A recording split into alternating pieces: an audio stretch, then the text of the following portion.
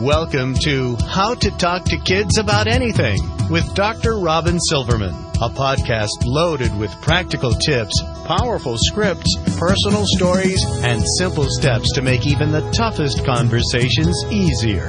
So, get ready to get the information you need to make the impact you want from someone you trust, your friend, parenting expert, Dr. Robyn Silverman. Hello and welcome to How to Talk to Kids About Anything, where we give you the tips, scripts, stories, and steps to make even the toughest conversations easier. I'm so honored to be your host, Dr. Robyn Silverman, child and teen development specialist, author, and speaker, and most importantly, parent of two great kids who give me the opportunity to love, learn, and grow every single day, whether I want to or not. Believe me, I get it. It's not always easy, but we're in this together, and we have some great people helping us along the way. Now, there are many things that teens in general fear in their lives, from grades in school to changing bodies to making a fool out of themselves in front of their class. Adolescence can be a scary time for anyone. As a teenage girl, there are additional pressures that are linked to fears that get in the way of embracing life, of reaching potential, of raising our hand in class or approaching a new friend, trying out for the school play or going out for the sports team. From fear of rejection to rumors to possible failure, girls can put many barriers in the way of enjoying life to its fullest, and it can actually impact behavior, interpersonal choices, and relationships as well. So how can we make girls more fearless? For this and many more questions on overcoming fears and embracing kindness in the lives of girls, we are turning to superstar Kate Whitfield. Kate Whitfield is a speaker, author, social entrepreneur, and the founder of Fearlessly Girl, an internationally recognized anti-bullying organization dedicated to creating a kinder girl world, reaching over 50,000 girls annually through clubs and school programs. Kate has established herself as a go-to expert on girl world and anti-bullying and was selected by Instagram and the Prime Minister's office as a #EducationCan ambassador, advising the Prime Minister on youth and education-related issues, and named an exemplary Canadian by Facebook Canada for her work empowering young women. I am so excited to have Kate on the show. I met Kate 8 years ago. She has been delightful and wonderful, and she is really making strides in the world of girls. So please join me in welcoming Kate Whitfield to How to Talk to Kids About Anything. Thank you for being here. Thank you so much for having me. It's so great to be on this amazing podcast with you. I'm really excited to dive in. Excellent. Well, I'm excited to dive in as well. But before we get into the meat of the matter, for those who haven't had the opportunity to read your work, to participate in your curriculum, to see you speak, could you tell us what gets you up in the morning and why you've been so focused on girls overcoming fears and embracing kindness in their relationships? Yeah, well, I started Fearlessly Girl when I was still in high school. I was in 9th grade, and I just felt like there had to be a better way. There had to be a better way for girls to interact with each other. There had to be a better way for girls to feel about, themselves and each other. And so it was something from a really early age that I was deeply passionate about. And I mean, over the years, it's definitely grown and evolved in so many ways that I never could have imagined. But I was the girl that was so shy. I was this chronic people pleaser, wanting to make everybody happy all the time, scared to be assertive, scared to take risks, all of these things. And it was something that, I found I was holding myself back.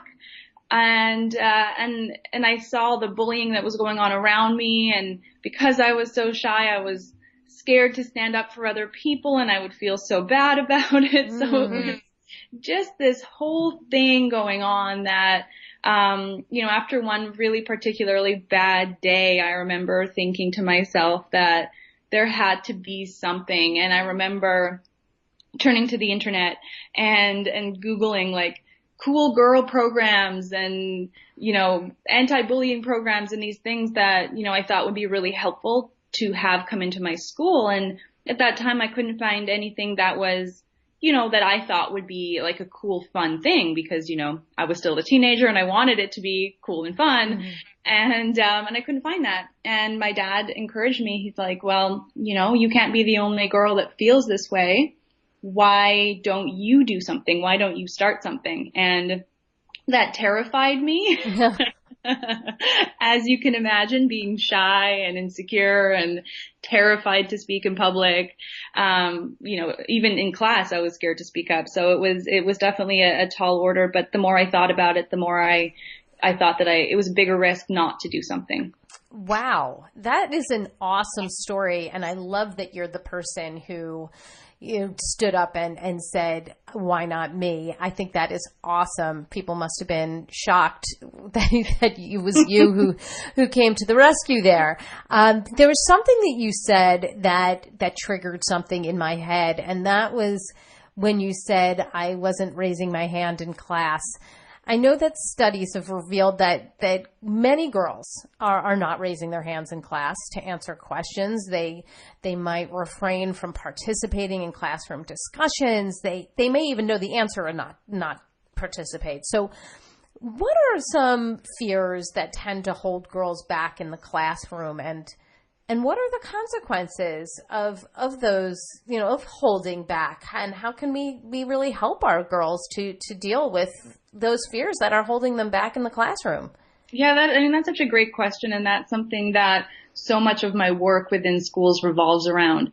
And the main school program we offer is a half-day summit. And during that, it's very interactive. So I'm asking girls a lot of questions and asking them to raise their hands and asking them to participate in ways that, are typically, a big step out of their comfort zone for a lot of girls. But I always ask, for example, in the last week, how many of you girls have held back from sharing a thought, a feeling, an idea, an answer to a question in class? And doesn't matter what city, state I'm in, 90% of the girls on average raise their hands. I mean, almost every hand in the room goes up.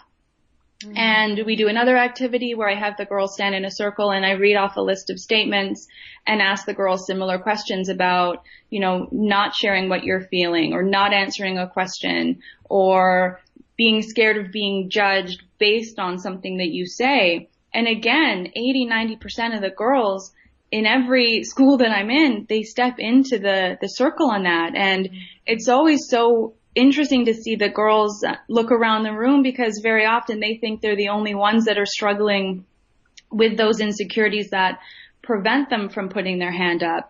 But when they see that almost every other girl in the room is also going through that, you can also almost feel like a collective sigh of relief. Mm-hmm. That they're like, well, I'm not alone, like maybe I'm not the odd girl out. Maybe I, have something more in common with these girls. And that's why working on these girls to help them be kinder to themselves and each other is so important, because I think when we create a classroom full of girls who are supporting each other, who are celebrating each other, who are letting the other girls show up exactly how they are, who they are, I think once you have that sort of environment, it's easier for girls to put their hand up. But typically when I meet girls in a school for the first time, the fears that are holding them back are very often like they're scared of being judged. Mm-hmm. They're scared of conflict. Something I hear time and time again is that girls are worried, even in their friend groups, of saying something that another girl might disagree with. I feel like girls really see disagreement as a problem. And some girls have talked about like they fight with their friends or they're no longer part of their friend group because they disagreed on something that, you or I would consider relatively insignificant. But I feel like girls just don't have, a lot of girls don't have kind of that resiliency and that ability to face conflict and to know that conflict does not have to be the end of a friendship, that if anything, it can actually strengthen a friendship, and it can provide girls an opportunity to work through, disagreements and learn another point of view. But typically I find the girls that I get to work with they're scared of that. Like it's a real fear that them sharing their opinion or saying something that somebody else might disagree with is actually a roadblock to a friendship. So a lot of the fear-based stuff I see happening in classrooms, girls not raising their hands or participating, is really relationship driven. And when a girl or a series of girls, they're revealing to you that this is an issue, that they feel that when there's a conflict in a relationship, it winds up being the end of a relationship. What is the resolve from there? What do we do in that circumstance so that girls do the work to help move them past the conflict to a stronger relationship? Yeah, I think, and I talk to the girls a lot about this too, because during the summit we have the girls break into workshops with peer leaders. So at that point I get to go and sit down in the groups with these girls and have real like one-on-one conversations about the stuff these kids are really going through and dealing with and battling. And so often, you know, like I mentioned, the girls feel like they're alone in what they're feeling. So they don't feel like other girls can relate to them and those insecurities they have. I also see a lot of girls, they just want to please everybody. They're people, like chronic people pleasers. And so they don't want to let anybody down or anything like that. So once we start talking about it, the girls all kind of come to the same conclusion. Like when I ask them, like, okay, so do you wish your friend feels like she could be as open and honest with you as, you know, she needs to be? And the girls all say, well, yeah, I want that. And it's funny because the expectation is you want your friends to be honest with you, but then you also feel like you can't be as honest with them. So I feel like kind of, you know, dissecting this BFF thing, like the forever in BFF is hurting our girls, I really believe, because they feel like girl friendships are portrayed in the media as being this lifelong thing that you find your besties and that's it, right? And I think a lot of us know who've gone through school and made it out the other side that's not realistic. So to take the pressure off of these friendships being perfect is really important. So I think having a dialogue around that and letting girls know that it's okay to grow apart from your friends. It's okay to be different than your friends, and getting them more comfortable with the idea of conflict existing within relationships, and that it's not at the end of the friendship. Like, it can be a positive thing. So that's one thing that we talk about during the summits, is just getting girls more comfortable with expressing their feelings and dialoguing with other girls. And then the schools are left with a year-long curriculum where the kids can like kind of practice this, where there's role-playing opportunities, where girls continue to be on the same page, because I think that's a vital part of what we try to do in schools. Like, the summit is fun, it's half day, like everyone gets excited about it, they want to make the changes, but then if there's no follow-up, that's when it falls flat. Right. So a key that I really believe in is a consistency with the messaging, like continuing to bring it up to the girls, continuing to provide opportunities in the classroom or at home even for role-playing these different scenarios that come up so often. You know, like, what do you do when a friend has a disagreement, or when you disagree with a friend and you're kind of too scared to speak up? So the more that we can have these conversations with girls and dialogue around these things that come up daily, I think that gives them a confidence to then be able to deal with it in the real world. Absolutely. I agree with that. And it is a skill that needs to be developed.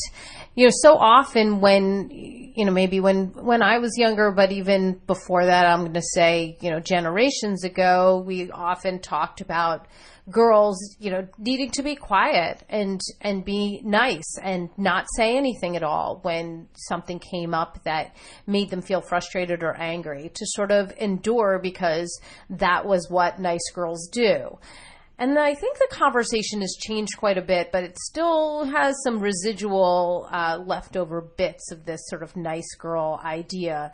You talk a lot about being kind, and I would love for you to tell me the sort of significance of this shift from being nice to being kind, especially with regard to what we were just talking about, you know, when we were talking about conflict.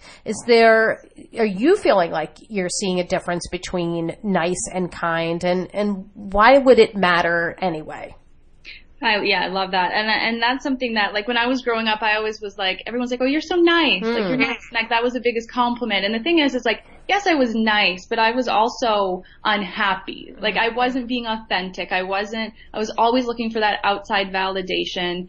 I didn't want to upset anybody. I didn't feel like I had the confidence, like we were just talking about, to deal with conflict. So I would rather say what I had to say to just avoid it. And yes, I was nice, and I was getting attention and praise for being nice, but I'm really happy to see a shift, and there still is a shift that has to be made, because I still see a lot of girls kind of being chronically nice, and there is a difference between being nice and being kind, and the difference that I see is that when you're being nice, I mean, you're looking for, it's an external thing, like you're looking for that external validation, you're looking for that sort of safety of, you're not getting into conflict with anybody and everybody likes you, and so it's like this constant drive to sort of change who you are to fit into whatever situation you're in. And that was something that I definitely did.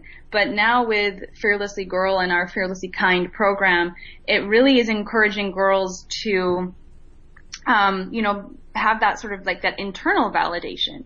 So it's not so much about going along with the crowd or seeking validation or approval or, being terrified of upsetting anyone. It's about setting boundaries. It's about speaking up for yourselves. It's about speaking up for the girls around you, the people around you. It's about feeling confident. And so I think it's really easy to just be nice all the time, but it's definitely not so easy to be kind, because in order to be truly kind and to be really looking out for the best interests of other people and to be doing your part to create, the best classroom climate that you can, and, at home or in your community, I think you have to do the work, and it has to come from a place of being confident, of not always seeking that approval, of having that feeling of like, yeah, you know what, like, I am great exactly the way I am. And that is such a tall order. Like, I can't even go into a school and say, this is our end result today, because my God, like, I'm 32 and I'm still working on that.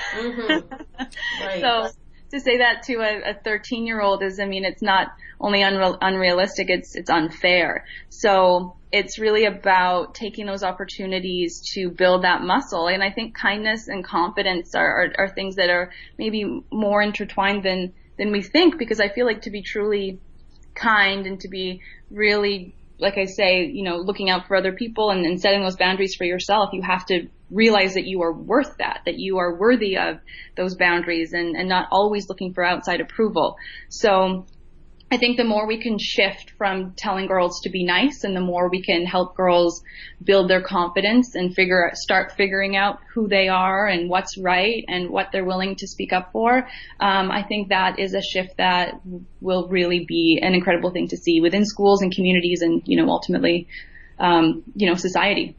So it seems then that you really have found a way to intertwine being fearless and being kind, because it has to do with making sure that people see who you are authentically. They know what you stand for, that you speak up, and you're kindly speaking up. You're saying something that is meaningful to you and impacts other people, and you're not saying it in a rude or demeaning way, but you're saying something that is meaningful, that can create change, that takes a risk, and that still establishes you as a person of character at the same time.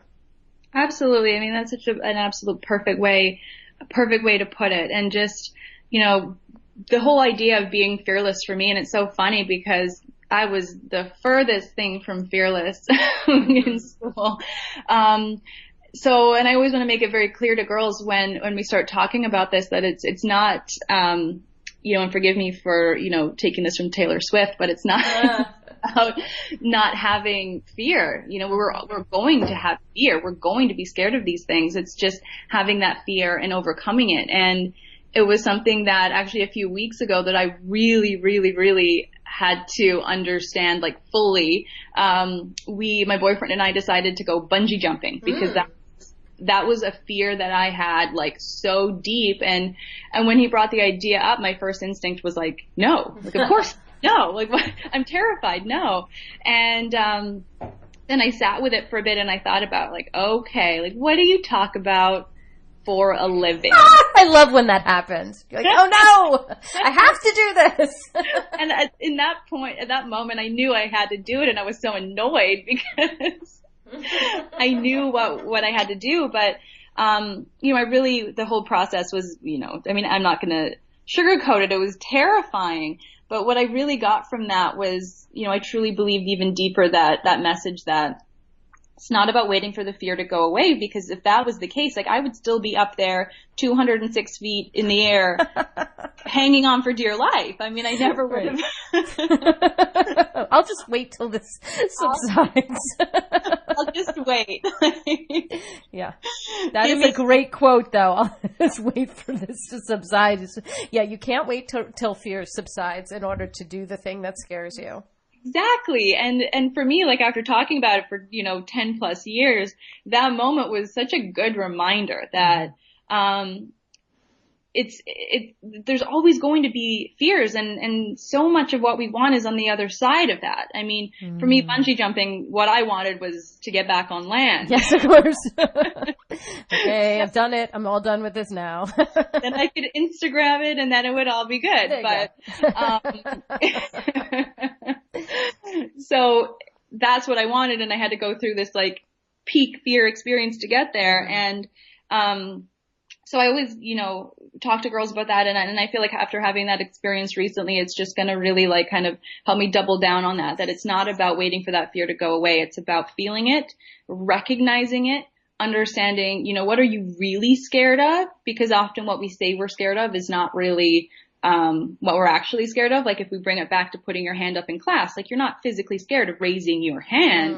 What you're scared of is if the teacher actually chooses you and you have to speak and you say something that is wrong or something that your friend might disagree with. Those are the fears that, and then I think when you dig deeper into that, it's like, you're scared of not having those friends, of sitting alone, of isolation, of feeling embarrassed, of feeling, all these things. So when you unpack it, it's not quite as simple as like scared of raising your hand. You're scared of socially what it could mean for your life and all these things like that we make such a big deal of. So being able to give girls a language to kind of unpack their fear, and that's something we try to do with our school programs, is just let girls like, let's dig into it. Let's talk about it. Like, what are you really scared of? And once girls do that and they name their fear and they truly like have named it, I feel like at that point, then we can start strategizing, like, how do we take those baby steps to overcome it? I love that. I think that is so important. You're triggering something where I remember, Tally, she's such a daredevil, and and I'm all about girls reaching their potential and overcoming barriers and, talking about all of those things, what gets in your way. And she wanted to go zip lining. She's, this was when she was like 7 too. And I was having trouble finding a place that would accept her for her size and her weight, right? Because like she was so tiny. But I found this place up in Bridgeport, Connecticut when I was coming down from Massachusetts. And so I, on the fly, decided we'll go. And we went. And of course, she was so excited. She just, get herself up all by herself first and the whole thing. And of course, I had to go with her. Now, I don't like this stuff at all. No, nope, I don't. But I mean, this girl was determined, and we were going with some family members who happen to live up in Bridgeport. So we wound up doing it with them. Yeah, she was first online, man, between the four of us. I was last. And stood up there muttering to myself, like, I cannot believe I'm standing up here doing this thing, but let's make sure our girls feel strong and powerful, and they can do it, and they can do anything they put their minds to. But I am muttering to myself as she's across the way, already having zip lined, this way and that way, and it was one right after the other. I'm telling you. Gosh. Oh, so to do our work, and then now I'm a mom, so it's like this extra layer of, no, really, I want this to go in this direction with this child in particular, specifically as well. So you have to show it. It's like not just telling or reporting. It's like you actually have to do the work. So that's what you did. You're sitting there up there on that bungee, doing the work, and somebody's recording it, and you're like, this is happening, and I'm going to be telling people about it and showing them about it. So it's I'm there with you. I'm there with you. Fearing it with you, doing it anyway. I love it. And I love that Tally got to see you kind of, that's something that when I do parent events and, cause I'm not a mom. And so I'm always very careful. Like I'm not giving parenting advice. I'm just trying to bridge the gap from, what I know about girls. And one thing I do think is so important is to like not pass on those fears to your kids. So it's so cool that Tally got to see you, up there doing it with her, facing your fear. I mean, that's such a huge message. And and it does kind of suck when your job sort of requires you to actually live what you say.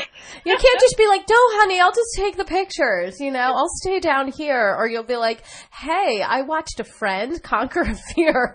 You can't do it. I went with my boyfriend because he really needed to conquer his fear. Yeah. And I was like, I have no fears. I will support you from the ground. I will record it like nobody's business. No, it was awesome. It wasn't good, and I think I blacked out. Everyone that sees the video now, where it was like, you went full dead up there, like you just were hanging and not graceful, like you're supposed to jump. I literally just leaned off, like it wasn't graceful by any means. Love it, but. What the general consensus is, it's like, well, you did it. And I'm like, you did it. I think that you get full on credit for that. Full on credit. Whether we talk about it or not. So one of the things that, we talked about that girls tend to fear is rejection. Yeah. And it's not just like rejection, like them getting rejected, but also just even reaching out to somebody else who's like outside of their friendship group can be scary. So what are some ways that you encourage kindness among girls who can become insular, that can reject others who are different, who might not fit into their sort of same tier of the hierarchy that has been developed in the school? Like if you're talking about being fearlessly kind, how do we kind of encourage that new culture of kindness and reaching out to others? Yeah, and that's what's so important, and that's really at the heart of, why we do what we do with having these conversations with girls. I mean, it's one thing to go in and make everyone feel great for a day, but that's not enough. I mean, that's a Band-Aid for a bullet wound. Like we need to go deeper, and we need to continue to kind of foster that environment. And I really truly believe the success of the summit and the success of the program with starting to transform that. And I mean, it's certainly not something that happens immediately. I mean, I've been working with some schools for years just to like really begin to change that culture of groups and cliques. And, girls have they know exactly where they fit in the pecking order, so to speak, or the groups or the hierarchy, as you said. And it's just something that, I start to pick up on working with the school, but the girls, I mean, they know it, like they see it, exactly where they are. And I think that's where a lot of the judgment of other girls comes in, because girls are so like, they feel like they're on such shaky ground with where they stand that they want to know immediately with a new girl or somebody they don't know. It's like, where do you fall compared to me? And so being able to start to break that down. And that's why a big part of what we do in schools is to get the girls into groups that are different from their friend groups. They get a perspective of other girls that they think they know, they think they have an idea of who they are. But once they spend the 60, 70 minutes in the workshop portion where they're doing team building activities and actually honestly talking and opening up, they're starting to see that the girls that they were really quick to judge and label and put in this like two-dimensional box, they realize that they're 3D people just like them, that they have these feelings and insecurities and passions and, dreams and all these things. Like they all of a sudden start to see these other girls as, more similar than they're different. And that's something that, I think is so important within schools is being able to provide those opportunities. And it's so hard to break those groups up. And it's not about breaking the friendships up. It's just about opening them up to the possibility that they have things in common with these other girls, and that even though we're really quick to judge, we're not always right about that. So what we do with the program is like that initial activity where the girls step into the circle. Like every girl in the room is then on the same page with the fact that we're all in this together. And I ask the girls at the end of that, I'm like, who was surprised by what happened? Almost every hand goes up. And then when I ask them why, they're like, well, this girl that I thought was perfect has all the same problems I do. This girl that I've looked up to is dealing with being bullied as well, and I didn't know that. So I think it's, I don't truly believe it's as effective to stand up there for 3 hours and tell girls these things. I think it's much more powerful to give girls the opportunity to figure them out for themselves and to have those conversations, to do those activities, and to really get it. Because I could stand up there and say, you guys have more in common than you think, and you'll be really great friends and all this stuff. But I mean, what does that mean? It doesn't mean anything unless there's like action behind it, unless there's opportunity for the girls to like connect with each other and figure that out. And that's something that I think is one of the most beautiful things after a summit is you see the leaders like really bonding with the younger girls. You see girls hugging each other, forgiving each other, girls that have maybe had conflict with each other finally being able to reach out and apologize and sort of like understand the other side of things, because I think it's really easy, especially as a teenager, to just see things through one lens, and That's to jump really neat. so quickly. So being able to show that like everybody has a story, and even when you think you know somebody, you don't always know what they're going through. And these girls, I think, during the summit, like they just open up, they just pour their hearts out, and it's so beautiful because they're vulnerable and they're feeling supported. And I feel like girls are starving for that. So whether it's at school or at home or in a club or something, just being able to provide more opportunities for girls to authentically connect is what I think is the key to starting to break down those groups and cliques and creating a much kinder environment. Okay, absolutely. That's great. And I really like the idea of, it's very concrete. Any educators that are listening right now, that, moving the groups around and allowing people to experience different people, having opportunities to have authentic discussions, that's something we can all do. We can do that in an education setting, and start those conversations, allowing people to partner up with people that they may not know as well, and forming groups, because teachers know so well, how it works. So, forming groups each time that somebody's doing a project that helps them to, get to know other people and move them out of their comfort zone. I really appreciate that as a really concrete tip.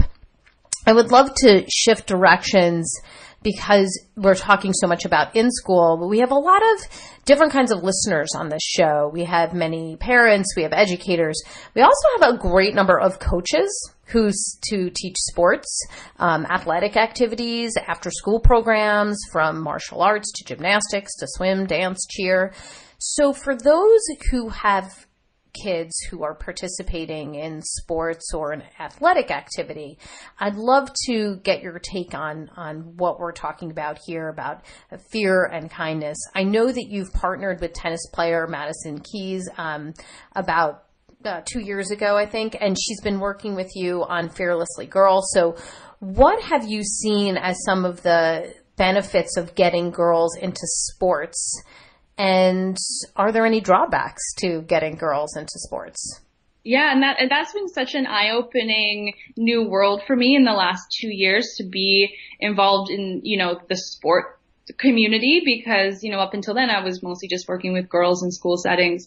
And then with Madison Keys coming on board, it's been just, first of all, so phenomenal working with her. She's so passionate about working with girls and dealing with self-esteem and body image and, a lot of cyberbullying stuff that I know she deals with. So she's able to connect with the girls on that in, a really profound way.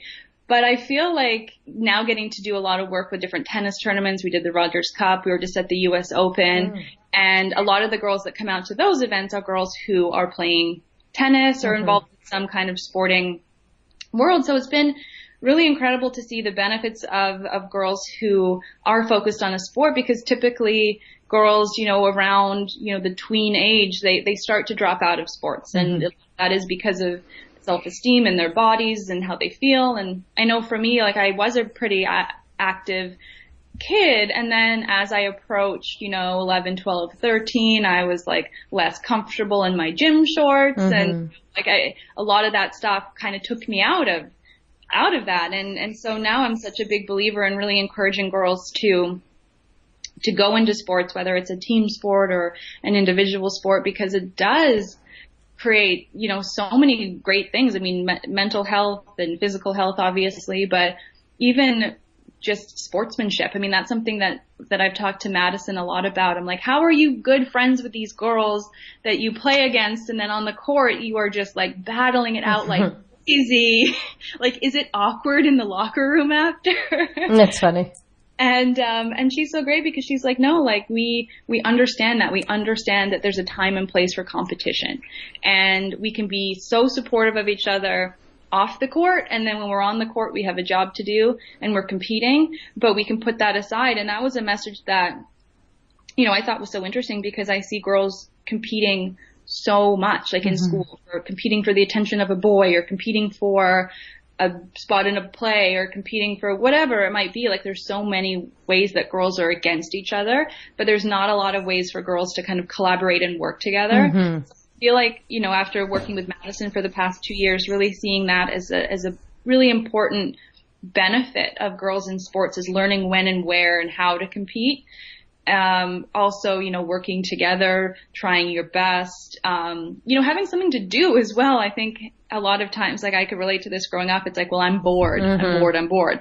But when you have something that you're involved in, whether it be a sport or some other passion or hobby or something, I feel like it really does kind of force you to continue growing and trying to become a better person, a better athlete, whatever it might be. So seeing that with Madison has definitely been a very cool thing, and a cool kind of field to be working within now. Okay. So is the drawback then of getting involved with sports this idea that the competition can kind of spill over into other areas of your life, and the what we're trying to go for is the separation that Madison has mastered? Yeah, I think that's something that was really like eye-opening to me to hear that, and that's an important part of it.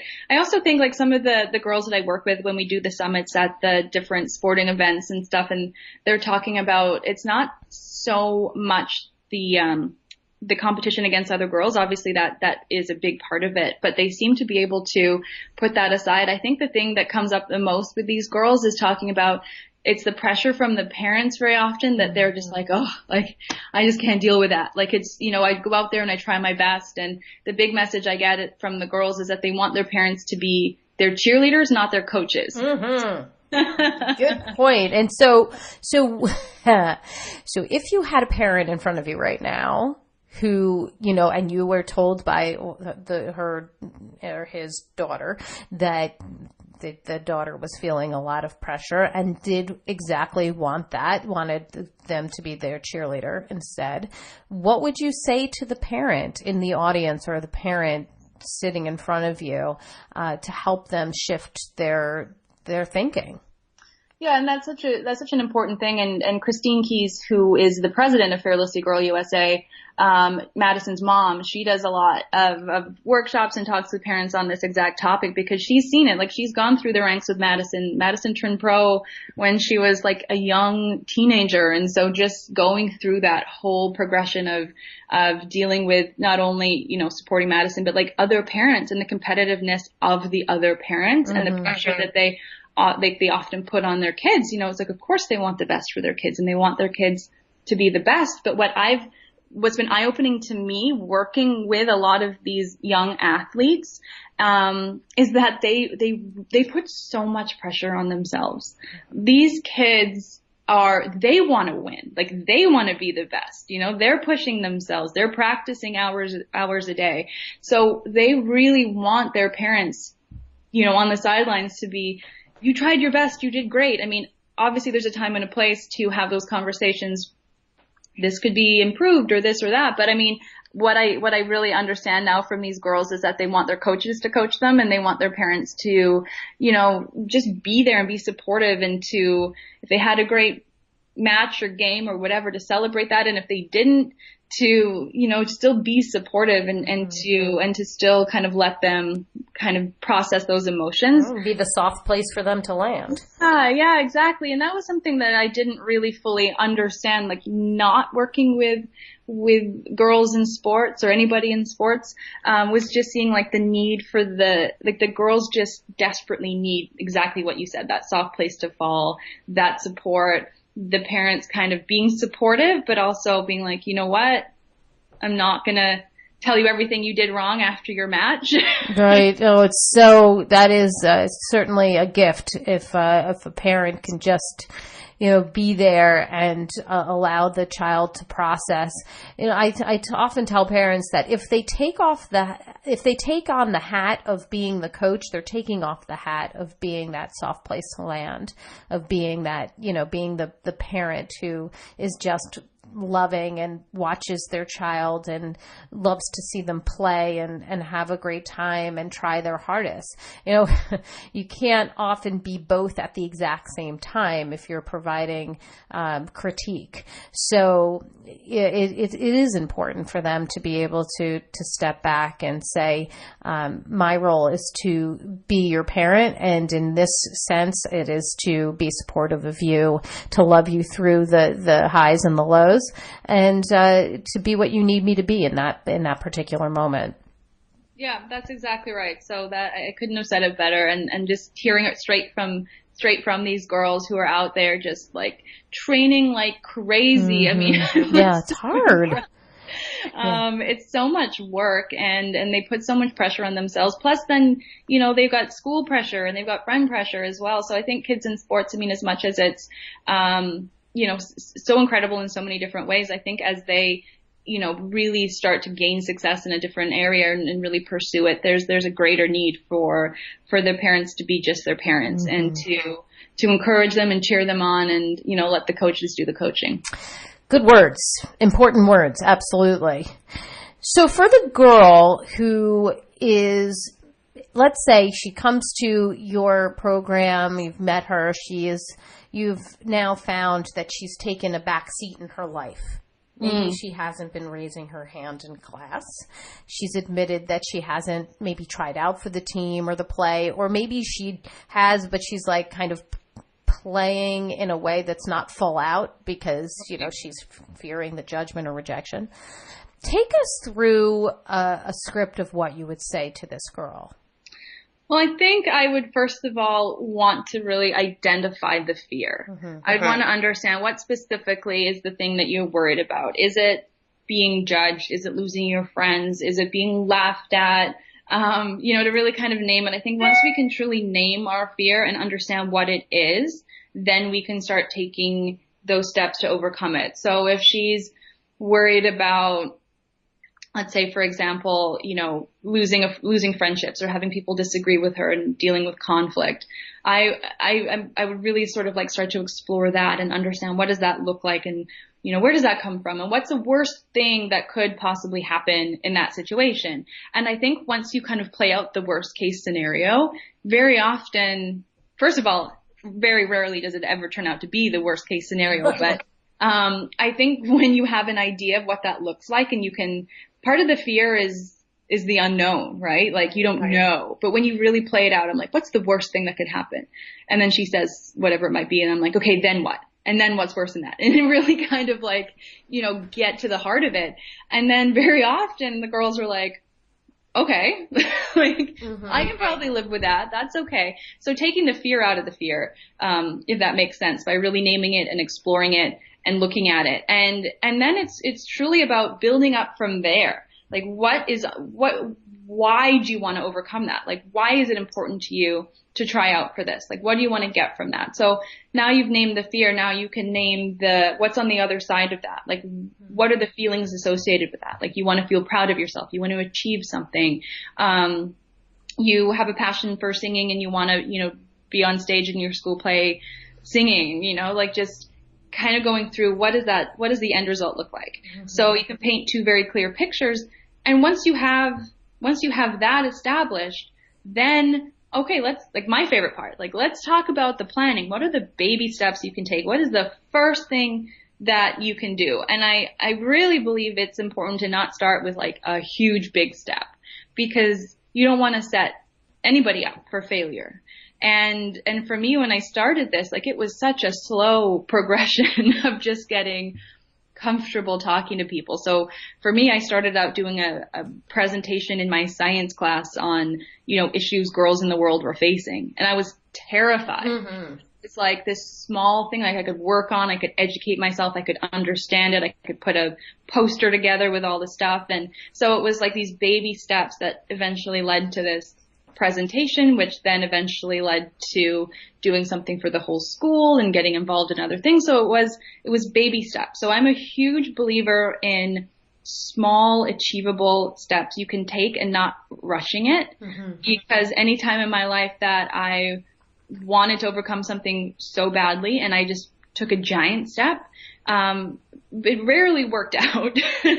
and that's not to say that it never does, but I think it's more practical to kind of map out a plan, small action steps, smaller and smaller steps out of your comfort zone, because that does build that muscle. And not only does that build that fearless muscle, it builds that confidence muscle, because mm-hmm. every time you do something that you didn't think you could do or something that scares you, you build resiliency, you build a sense of a better sense of who you are and your confidence, and that it is a muscle that has to be grown. And so having realistic expectations and figuring out why you want to achieve these things. Like for me, I wanted to have conversations and write books about creating a kinder girl world and helping girls take steps out of their comfort zone and speak up, and helping girls not have to go through those feelings that I had. So I had a very strong why. Mm-hmm. And then the how was fun. It was fun to build. And so I feel like if a girl came to me with, she wanted to start taking some risks and achieving some goals, I think going through that process of naming your fear, understanding it, figuring out your why do you want to get over it? Why do you want to achieve these things? And then creating some action steps and mm-hmm. being open to, a few things, being open to the fact that you may fail on some of them, and that's fine. That's okay. That doesn't mean failure. I think in girl world is very often, thought of as this terrible thing. Mm-hmm. Like kids are so scared of failing and screwing up because they're supposed to be good and perfect and all.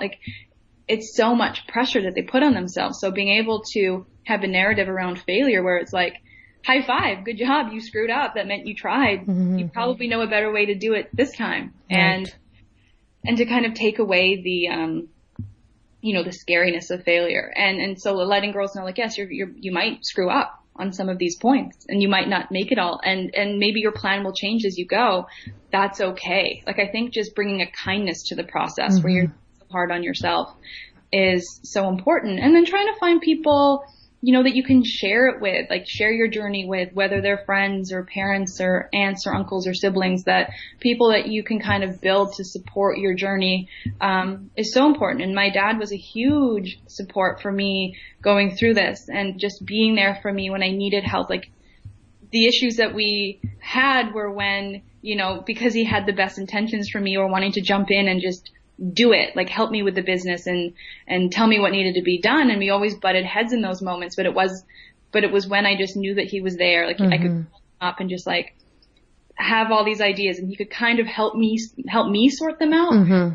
Is where I started to really gain that confidence, because it wasn't somebody coming in and fixing it all. it was somebody helping me unpack it and sort it out for myself. And that's great that you do that for, you're doing that for the girls, that you're being that person who sort of sets them up for success and helps them to unpack their fear, as you're talking about, come up with what's on the other side and get some small actionable steps that they can take once you're done.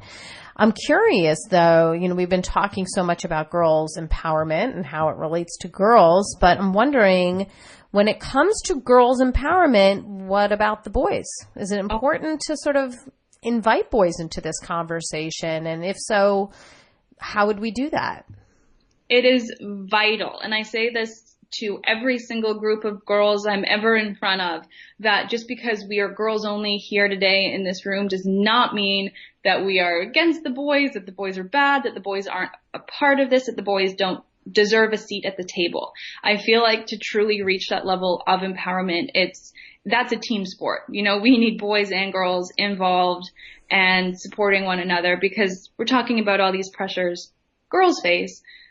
Boys as well are dealing with similar but different pressures and expectations and messages that they receive through the media that, is really messing up the way that girls and boys interact with each other. And there's so many conversations that need to happen. So I always say to girls, because whenever I do a summit, you see the boys kind of they go in the hallway and they're jumping up to look in the window. What's going on in there? Yeah.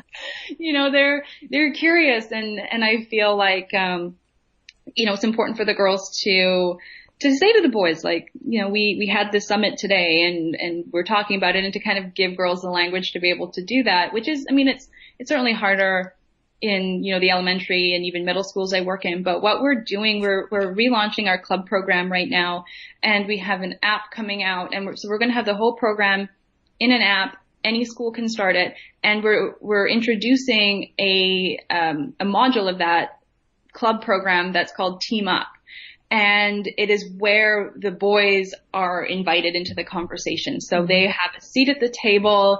They can come and they can sort of discuss these topics that relate to girls' empowerment.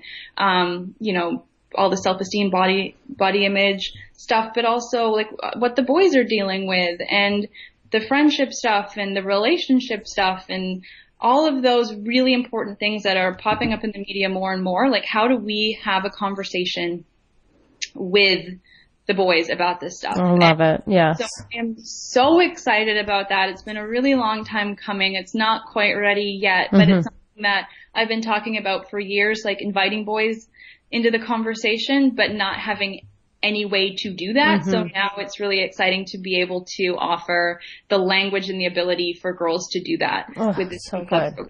So good. So important to be able to have everybody on the same page and having these discussions. When you have the boys involved, certainly can help move things along. Boys can be great supports. They can be great encouragers. And they can also see girls in a different light, as we move forward and we become more fearless, as you're saying. Exactly. So what would you say is your top tip? Out of everything we've talked about today, what is your top tip to help girls to approach their lives in a more fearless manner and help them to, in their relationships and within their own selves? Oh, I love that question. My gosh, the top tip. I feel like it kind of goes down to truly listening to girls. That's one thing, when I go into a school and I'm talking and the teachers are talking to them, girls are talked to so much. I think the real power comes from listening, because when a girl starts to open up and starts to share, then only then do you really get that glimpse into her life and how she's feeling and what she's dealing with. So I think as, all of us, we want to jump in and we want to help and we want to fix things. I think the most important thing to help a girl truly become fearless and to take those steps out of her comfort zone and to be that, kind leader that we've kind of been talking about is to listen to her and to sort of help her navigate the girl world by being sort of there to help and assist and to listen, but to let her guide her in figuring out the answers. And and giving her the space to, make mistakes and to fail and to pick herself up and try again, like being that cheerleader and being there to support instead of wanting to jump in and fix everything. I feel like that is the best way for girls to not only build resiliency, which is so necessary, but to help girls build that self-esteem, to know that, okay, this is what I think is the right thing to do. My mom or dad or aunt or uncle or teacher kind of like helped me, like gave me that space to figure this out and to nudge me in the right way when needed. I feel like that's the kind of support that these girls that I work with are craving. Perfect. And because what it tells them is like, I believe in you. Like I believe that you can figure this out. I believe that you have an ability to create that kind of change that you're after. And support them during that. I feel like that's truly how we raise strong, fearless, kind, resilient girls. Awesome. Fabulous. That is a great tip, and it is important to, it's so easy to get, your hackles up when you're listening to a girl and wanting to fix everything. But I think you're absolutely right that we need to be the support system and the person who listens and is the springboard for them to listen to their own selves and what they truly want. So that is a very important tip. What is the resource of the week? Where do you want people to go to get more information about you, your programs, and everything that you've been talking about today? Yeah, that would be great. You can head to fearlesslygirl.com, so fearlesslygirl.com, and we have all of our programming information. We've got all the club information that the club that's going to be relaunched and the app and all of that stuff. So for all the resources and school programs and all of that, you can find on fearlesslygirl.com. Well, we will have all of that information on our show notes as well for those of you who are driving or running or doing whatever you're doing, exercising while you're listening to this. I know people are doing all kinds of things while they're listening to our podcast. So we got you. Don't worry. We got them in the show notes. I just want to thank you so much, Kate, for coming and sharing your insights and your strategies today. I really love all of your tips. And I think it's really important what you're saying about girls in sports, helping girls to really come out of their shell, asking them to share who they truly are authentically, but helping them to truly see that they're not alone, that there are a lot of other girls who are going through the same thing, and that they have adults in their lives to support them through the whole thing as they're figuring it all out. So thank you so much for sharing all of that today. Well, thank you so much for having me on, Robyn. You are welcome. Well, I've got my takeaways, and sweet friends, I know you have yours. Let's discuss them. Come up on Facebook. Go to the Dr. Robyn Silverman page. I'll be linking to everything with Kate Whitfield as well. Let's chat about it at drrobynsilverman.com or twitter.com/Dr. Robyn. And again, we're going to be connecting with Kate. Oh, and if you love this podcast like I did, I hope you'll kindly go up to iTunes and rate and review it so that people can learn more about Kate's incredible strategies and programs, these outstanding solutions that everybody needs in their own homes and their own schools and their own gyms. I truly appreciate it. I'm also on Instagram under drrobynsilverman.com, again, connecting with Kate. So we'll be putting memes up of all the great things that Kate said. She had so many quotes today that I know, bam, right on the meme, and you can share away. That's all the time we have for today. My fellow parents, leaders, and educators, thank you so much for joining us on How to Talk to Kids About Anything. For more information on books, articles, speaking engagements, or curriculum, please visit drrobynsilverman.com. So many great podcasts up there. Show notes are up there as well. You can learn all about Kate and see what the things that I captured, important details that I got from this podcast as well. Great quotes. I look forward to weathering the storms and enjoying the sunny side of life together. And please remember, even on the days when you fall short, you've got this. You're here. You're getting the information you need. All of you who have girls who are feeling a little compromised or set back, they're letting fear sort of guide their world. You've got the information today that can help them.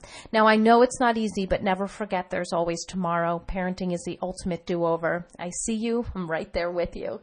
And as there are moments when we doubt our know-how, our choices, and our sweet sanity, please know you are 10 times the parent you think you are. Until next time, this is Dr. Robyn Silverman with How to Talk to Kids About Anything. Please tune in again and keep connecting through conversation. See you next week. You've been listening to How to Talk to Kids About Anything with Dr. Robyn Silverman. For more information on books, articles, speaking engagements, or curriculum, please visit drrobynsilverman.com.